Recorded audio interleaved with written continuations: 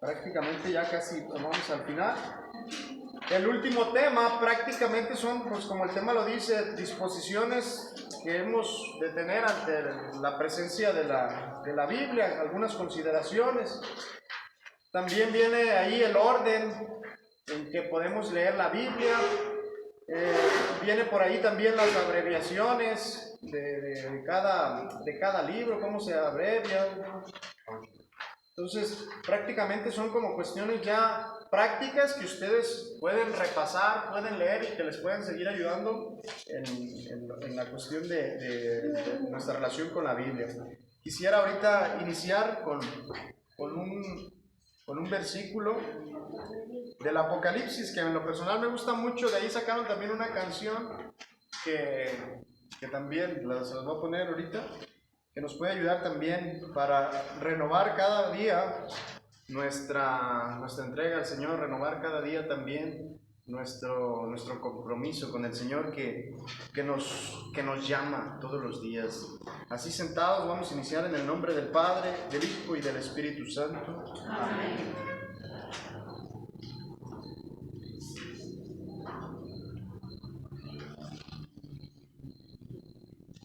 Sé pues ferviente del Apocalipsis número capítulo 3, versículo del 19 al 20. Yo reprendo y corrijo a los que amo.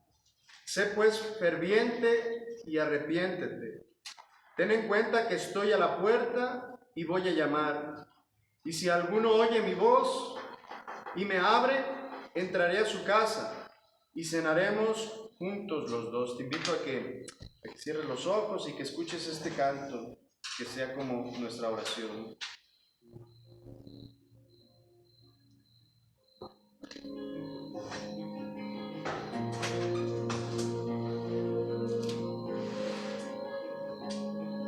Estoy a la puerta y llamo,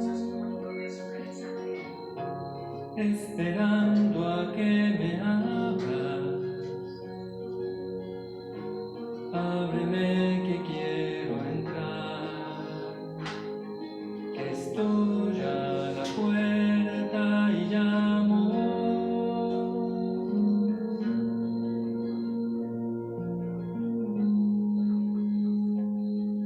El corazón que te he dado es morada que yo anhelo, pero es tan digno y sagrado que estoy a la puerta y llamo. Si me abres entraré y yo cenaré contigo. Si no me abres seguiré afuera como un mendigo.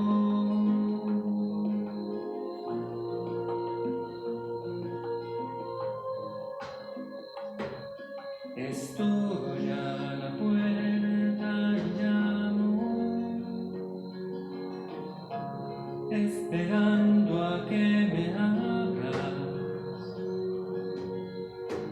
Ábreme que quiero entrar, que estoy a la puerta y llamo.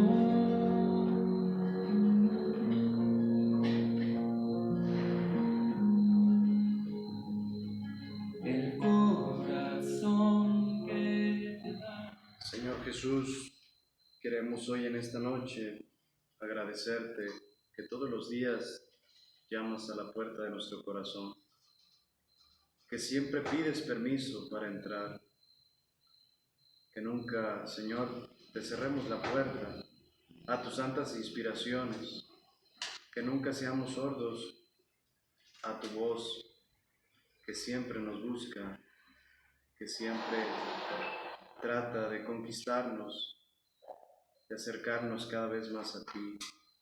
Permítenos, Señor, tener la humildad y la disposición para escucharte. Padre nuestro que estás en el cielo, santificado sea tu nombre. Venga a nosotros tu reino. Hágase tu voluntad en la tierra como en el cielo. Danos hoy nuestro pan de cada día. Perdona nuestras ofensas como también nosotros perdonamos a los que nos ofenden. No nos dejes caer en la tentación y líbranos del mal. En el nombre del Padre, del Hijo y del Espíritu Santo. Amén.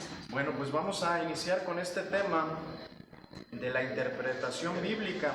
Algunas cosas las vamos a repetir de manera breve porque vuelven a mencionar ciertos temas que ya habíamos visto, por ejemplo la cuestión de los géneros literarios, la importancia de conocer la lengua en la que fue escrito cada texto, algunas cosas que ya están ahí. Miren, inicia aquí el tema con esta cita bíblica de Segunda de Pedro, capítulo 1, versículo 20, dice: sépanlo bien, nadie puede interpretar a su gusto una profecía de la Escritura, ya que ninguna profecía proviene de una decisión humana, sino que son los hombres de Dios hablaron movidos por el Espíritu Santo. Miren, el tema de la interpretación es una cuestión muy importante y es necesario tener en cuenta que hemos de tener mucho cuidado a la hora de interpretar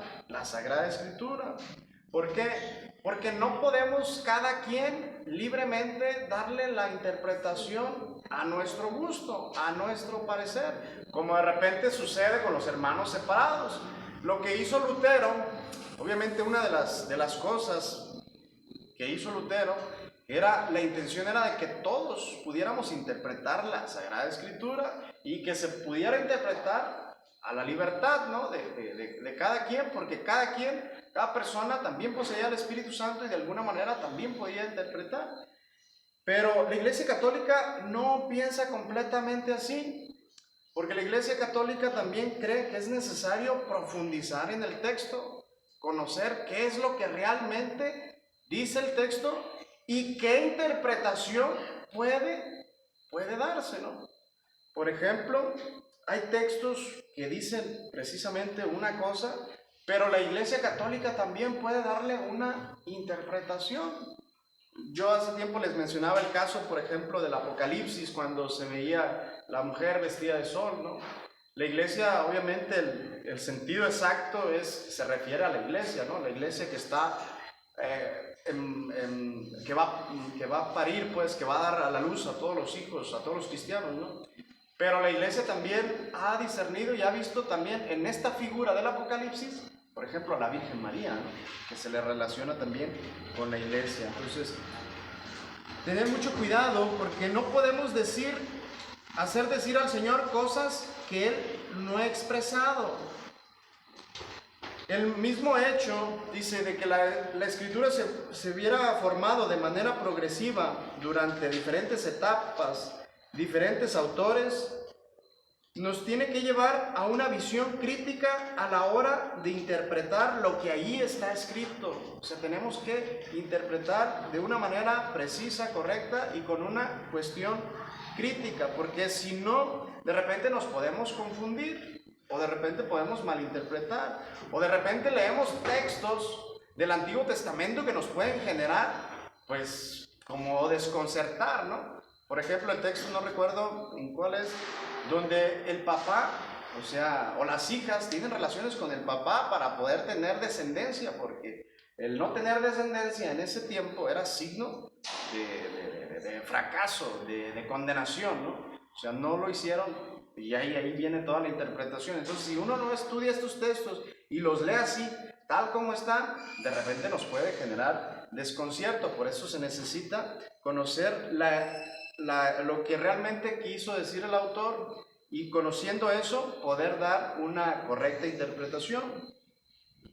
Jesucristo nunca mandó escribir nada, fíjense. Jesucristo cuando caminaba, cuando andaba, pues nunca le dijo a Marcos, nunca le dijo a Mateo: ¿sabes qué, Mateo? Anota esto, voy a decir ahorita las parábolas, anota, O sea, no, Jesucristo nunca mandó escribir nada. Todo el evangelio que tenían los apóstoles en su corazón fue escuchado de viva voz. Al inicio no había nada escrito. Lo que los discípulos comenzaron a transmitir era lo que ellos habían vivido, lo que ellos habían visto, lo que ellos habían escuchado de Jesús. Después, eso también lo mencionamos en algunos de los temas, se ve la necesidad de poner por escrito porque empezaba a haber ciertas confusiones, ciertas divisiones en el modo de interpretar lo que Jesús había hecho y lo que Jesús había dicho, ¿no? Con el tiempo se empezaron a escribir los libros del Nuevo Testamento. Los mismos apóstoles sí sabían cómo interpretar, fíjense, los garantes de interpretar en un primer momento el mensaje del Evangelio eran los mismos apóstoles, ¿no? Ahora es la iglesia a través de los obispos, del Papa. Ellos son los garantes de custodiar las verdades que están en la Sagrada Escritura. Entonces, la iglesia a través de los obispos, de los apóstoles y a través de los sucesores, los obispos, ellos son los garantes de custodiar la verdad que está escrita en el Evangelio. Fíjense, una de las cosas también que la iglesia ha comprendido también a partir del Concilio Vaticano II, la iglesia también se ha dado cuenta pues que también fuera de la iglesia católica también el modo de interpretar la Sagrada Escritura, algunas cosas tienen verdad. Por ejemplo, algo que salió de los protestantes después de Lutero, por ejemplo, métodos que ahorita se utilizan para estudiar la Biblia, métodos que se utilizan dentro del estudio católico, esos eran métodos que surgieron del ambiente protestante, ¿no? Y la iglesia se da cuenta que sobre todo los protestantes serios, no hablo de los testigos de Jehová, de los pentecostales y todo eso, ¿no? De los luteranos. Los luteranos fueron los que desarrollaron ciertos métodos para interpretar la Sagrada Escritura. Hay diferentes métodos que la iglesia ha ido de alguna manera tomando porque se da cuenta que nos ayudan a comprender mejor la Sagrada Escritura. Hay un método que se hizo muy popular en los años 70, 80, que dicen que era el método histórico crítico. Este método, por ejemplo, cada método para abordar la Sagrada Escritura tiene sus ventajas y también sus desventajas y sus límites. Entonces, los protestantes, sobre todo en los años 70, 80, que se desarrolla este método, porque en un principio la iglesia dijo, hey, este método, no. ¿Por qué? Porque este método se basaba todo aquello que fuera histórico, todo aquello que hubiera sucedido y que se pudiera comprobar. Entonces, este método llevó en algunos momentos a negar ciertas cosas de la palabra de Dios. Entre ellos, por ejemplo, había algunos que negaban, por ejemplo, los milagros de Jesús. No, es que estos son alegorías, son modos de entender, pero algunos negaban. Este método llegó a racionalizar tanto la Sagrada Escritura que se corría el riesgo de negar ciertas cosas. Por ejemplo, una de las cosas que se negaban, había ciertos autores que se atrevían a negar, por ejemplo, los milagros. Otra cosa que se empezó a negar dentro de la Sagrada Escritura, por ejemplo, la existencia del demonio, ¿no? O sea, se mete toda esta manera de pensar en el modo de abordar la Biblia, en el modo de abordar la teología. Entonces dicen, no, el diablo es un mito, es un modo para llamarle al mal, pero no es una persona, no es... Entonces había quienes, obviamente estudiosos de la Sagrada Escritura, que decían abiertamente, hey, el diablo no existe, porque es un género literario para decir que era cómo abordar el tema del mal, por ejemplo. Y la iglesia dice, no. El Papa Pablo VI dice, el demonio es un ser, es una persona, pervertido y pervertidor. O sea, no podemos negar la existencia del demonio, ¿no? Entonces, diferentes métodos que la iglesia ha adoptado para comprender mejor la Sagrada Escritura. Entre ellos es este método. Lo vamos a ver más adelante. Método histórico crítico, pero hay más métodos.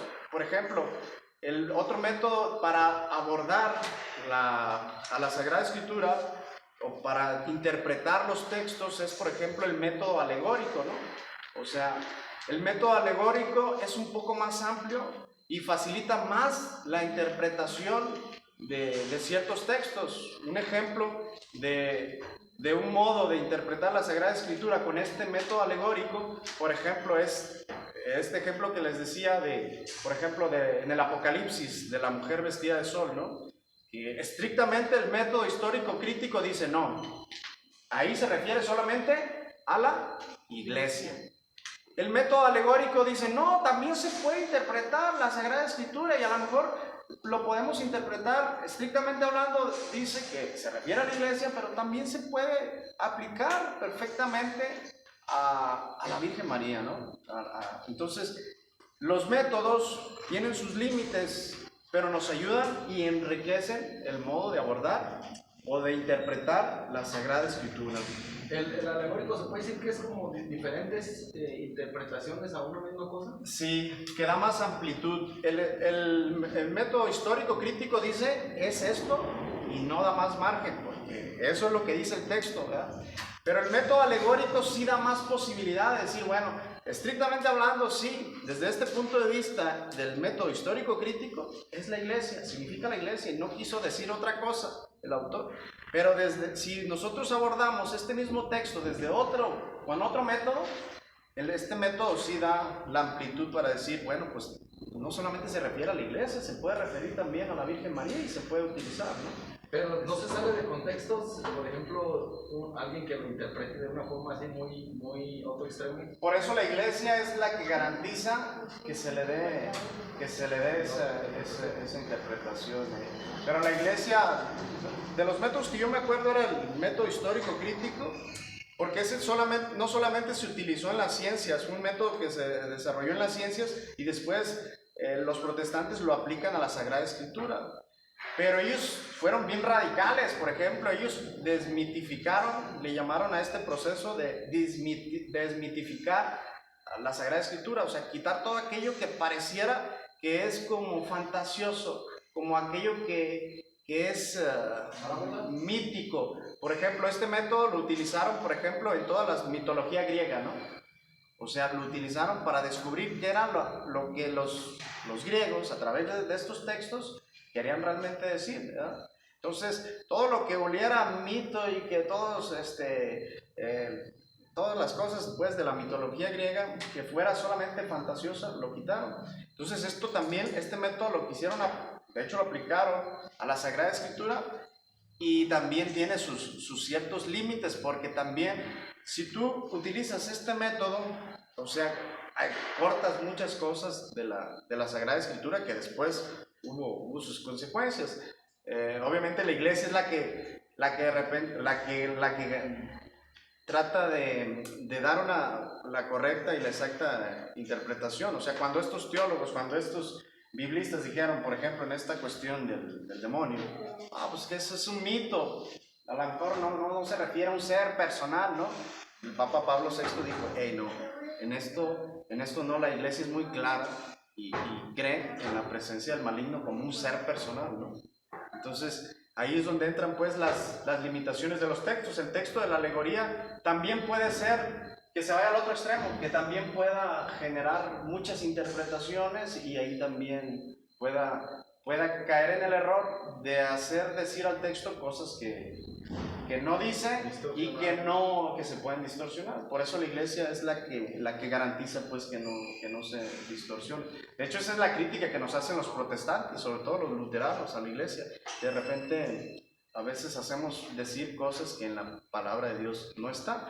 Pero al final de cuentas, quien tiene la autoridad para interpretar los textos pues es la iglesia. Y la iglesia es la que, con el sano discernimiento y bajo la luz del Espíritu Santo, dice, esto sí es posible que este texto pueda referirse también a la presencia. Por ejemplo, la iglesia ha hecho, por ejemplo, cuando en el Génesis dice, pues, cuando Dios tiene el diálogo con la serpiente, ¿no? Y la mujer aplastará tu cabeza, ¿no? El método histórico crítico diría, pues no, O sea, nunca se refería a la Virgen María. O sea, y ahí es donde muchos dan la interpretación, bueno, se refería, por ejemplo, a la descendencia de Israel, que finalmente la descendencia de Israel aplastaría la cabeza del demonio.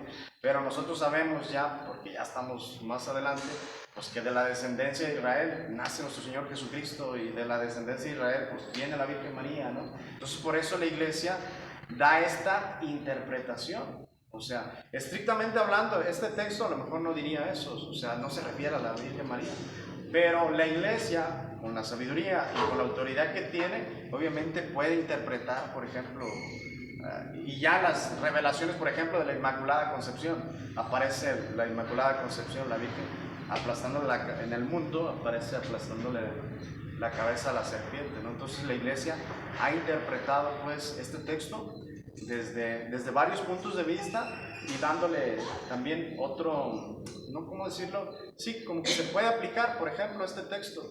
Estrictamente hablando, a lo mejor el texto diría, no, la mujer se refiere a la descendencia del pueblo. Es un alegórico sin salirse de contexto. Sí, exactamente.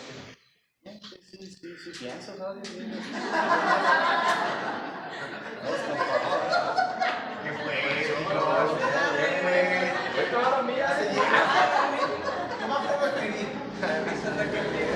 La carrilla es la que viene. No, sí, en realidad es eso, o sea, sin salirse de contexto, utilizando el método alegórico.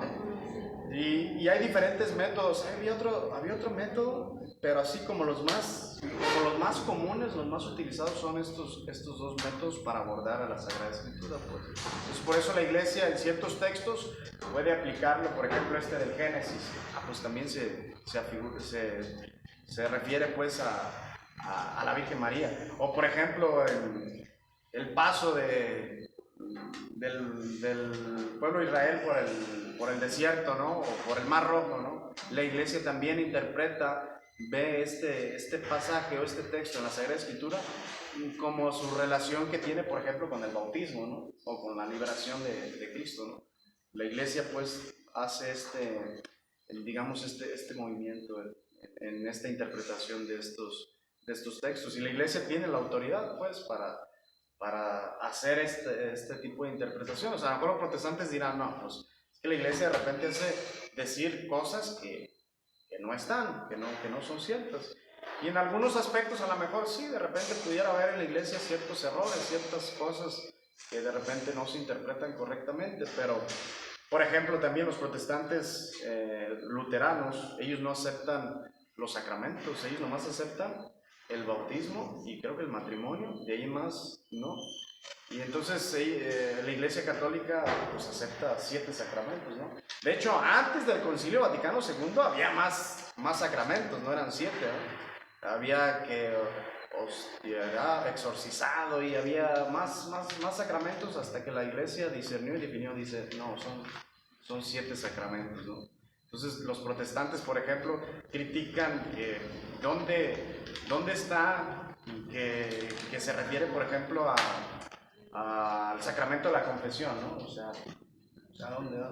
Y hacen ese tipo de insinuaciones, de observaciones en contra de la Iglesia, pero obviamente la Iglesia, con su sabiduría y bajo la guía del Espíritu Santo, pues ha descubierto que ahí está implícitamente. O por ejemplo, quienes dicen, por ejemplo, el dogma de la Virgen María. ¿Y dónde dice que la Virgen María fue inmaculada, no? O sea, ¿dónde dice, no? Pues obviamente la Biblia puede hablar de manera directa y de manera indirecta. Por ejemplo, los dogmas, muchos están explícitos en la Sagrada Escritura. La divinidad de Cristo, por ejemplo, no hay dificultad para encontrar un texto que te diga y que te hable sobre la divinidad de Cristo.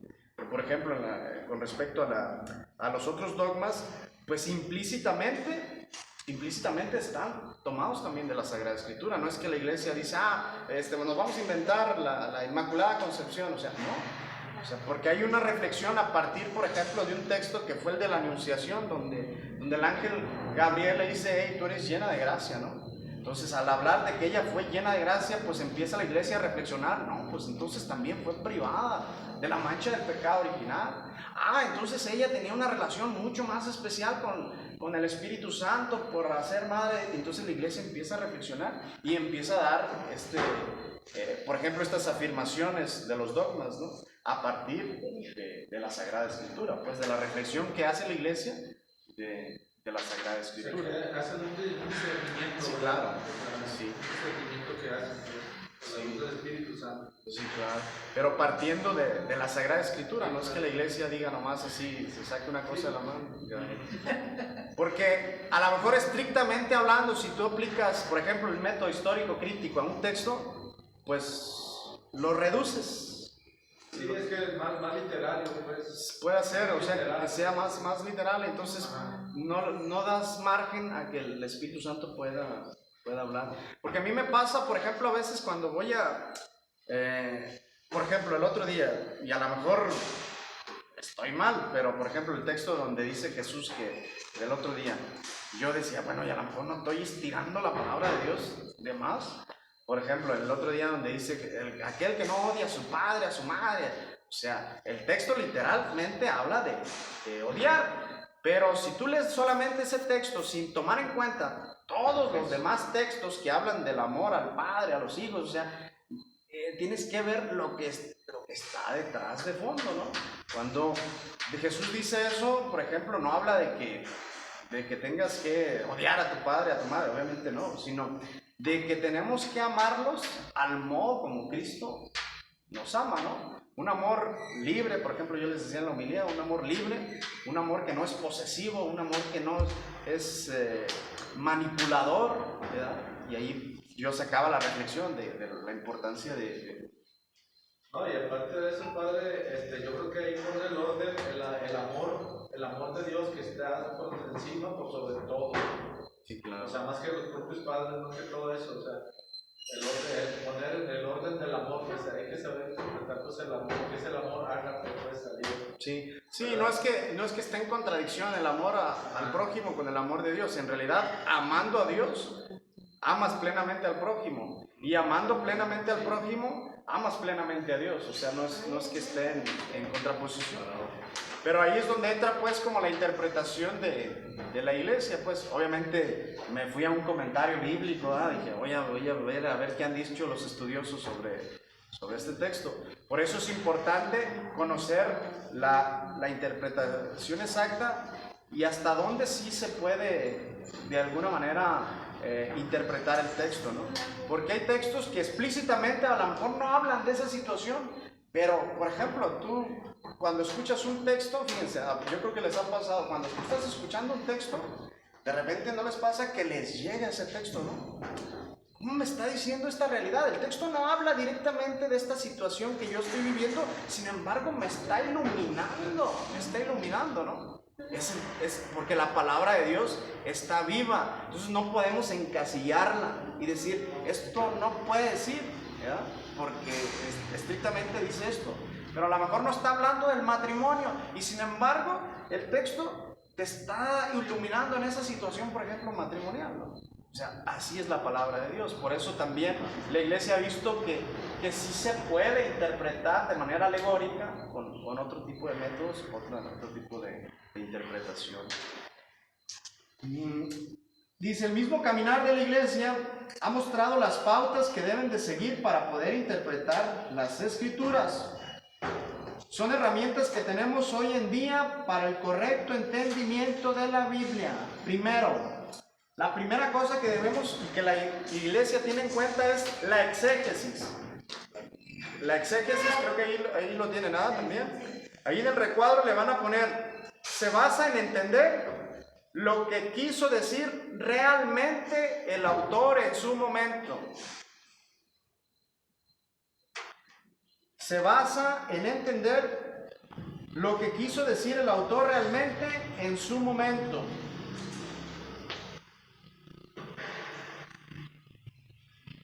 Este es el primer paso con el que la iglesia aborda la Sagrada Escritura. Es decir, la iglesia sabe que para entender y comprender el mensaje de la Sagrada Escritura se tiene que hacer una exégesis. Y ahorita vamos a explicar qué es una exégesis. Y ahí, así en ese renglón lo lo resume. Se basa en entender qué es lo que quiso decir el autor en su momento. Es decir, este primer paso nos hace ir directamente al texto.